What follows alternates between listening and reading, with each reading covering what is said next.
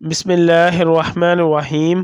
السلام علیکم ورحمۃ اللہ وبرکاتہ۔ رب ارحمہما کما ربیانی صغیرا، اے میرے رب میرے ماں باپ پر اس طرح رحم فرما جس طرح انہوں نے بچپن میں مجھ پر کیا تھا۔ دنیا و آخرت کی عافیت کے لیے سب سے بہترین دعا اللہم انی اسألک العافیات والمعافات فی الدنیا والآخرات۔ صحیح ترمذی حدیث نمبر 3512۔ ترجمہ: اے اللہ میں آپ سے دنیا و آخرت کی عافیت طلب کرتا ہوں۔ فضیلت: ایک شخص نے حضور صلی اللہ علیہ وسلم کی خدمت میں آ کر عرض کیا کہ اے اللہ کے رسول، سب سے بہتر دعا کون سی ہے؟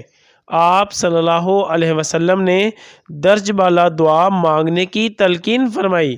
دوسرے دن بھی اسی نے آ کر یہی سوال کیا۔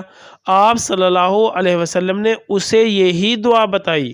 جب تیسرے دن آ کر اس نے یہی سوال کیا تو آپ صلی اللہ علیہ وسلم نے یہی دعا بتائی اور فرمایا، جب تمہیں دنیا و آخرت کی عافیت مل گئی تو تم کامیاب ہو گئے۔